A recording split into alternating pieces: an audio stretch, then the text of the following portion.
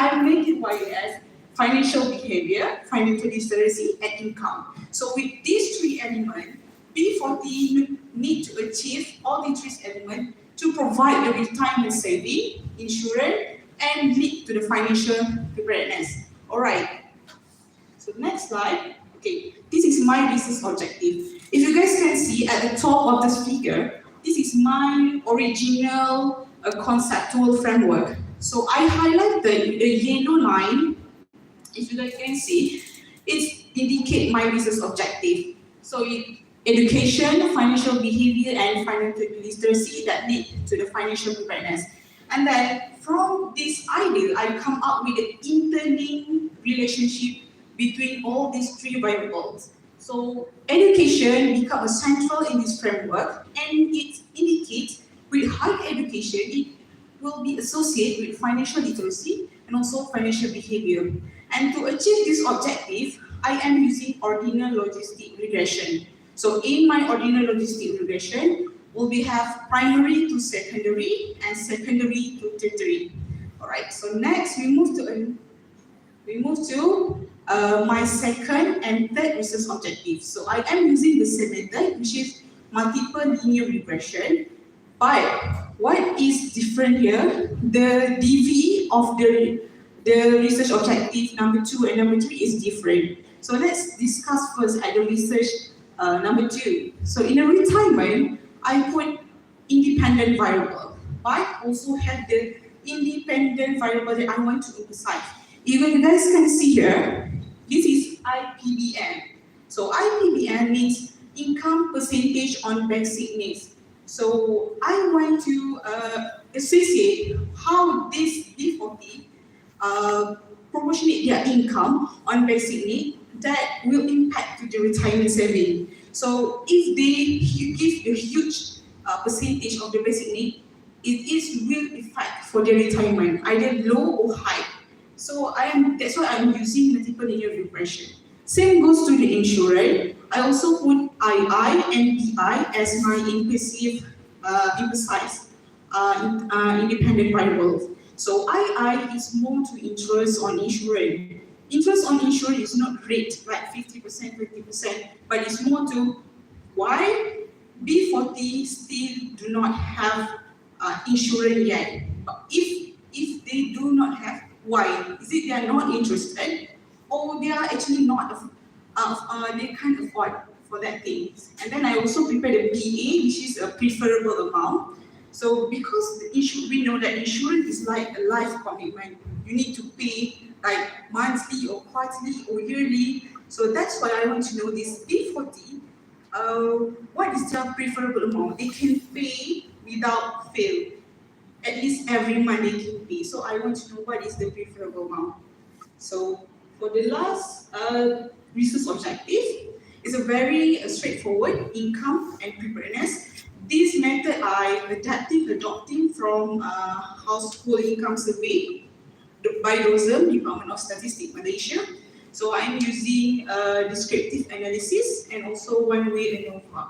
So in one-way ANOVA will be classified as primary, secondary, and tertiary. So I want to know, is it if you have a tertiary level education, so your income will be high. Or if you have only primary education, so your income will be low. So basically this is my research study.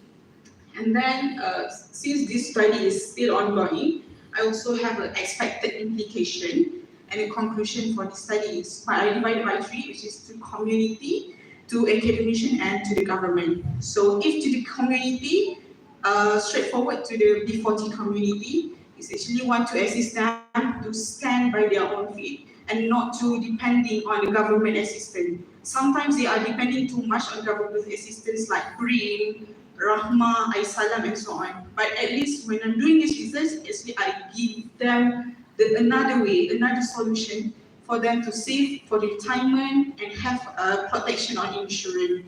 And then for the academician, they can put any relatable or relevant syllabus, especially to enhance the understanding on financial literacy and financial knowledge. And then, last but not least, is for the government. I hope so that my data collection of B40 can supply to the authorized association like Department of Statistics, because they are doing household survey every year, like household income, household immunity, household in everything. So that's why I hope I can at least supply the information to them on the B40 side. So that's all from me. Thank you.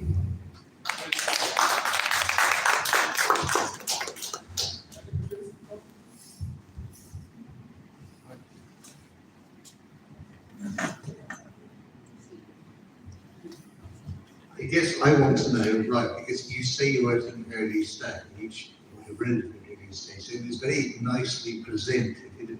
I suppose my question is, where are you going to get the data from? Because you actually have quite a lot of concepts in there. You're not only talking about people's income levels, and those might be the kind of things which household income surveys show you, and they might show you some of these basic demographics, and I can sort out people like that. But you have a set of explanatory variables which have to do with their financial awareness and their attitude. So where are you getting that data from? Because you're not getting that from household income surveys. How do you go about actually realizing this?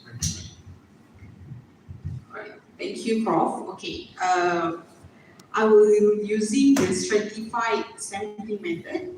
So I need to find 384 sample in 9 districts of Selangor, such as Gombak, Tanjung Kelang. This is because I refer to the Department of Statistics Malaysia. Since the Selangor have the largest population, that's why I will conduct the study there using the stratified sample. And then this is because I said it's adopting and adapting from DOSM. So the source, my main source is not DOSM. DOSM is just reliable sources that I have. But I have prepared my own data collection for that. So that's it. You started out. Yeah. Sorry, you've got to collect your own data. But my question then is how do you go through that process? Because you're collecting a stratified sample. I know you're trying to do, but you've actually got to go out and do primary data collection. So that is that a challenge? That's a challenge for me because I need to one-to-one with people, and then I need to ask them what's their average of income, not exactly took the details. I need to ask what's the average of income. If they are in the B40 group, then I will ask for them for my survey and questioning. Yeah, stratified sampling method. Yeah.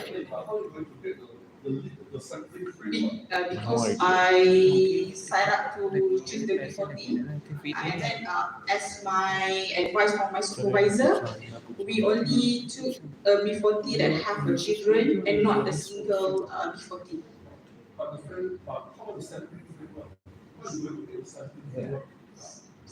The list of the B40 also. So far, technically, we still work on it.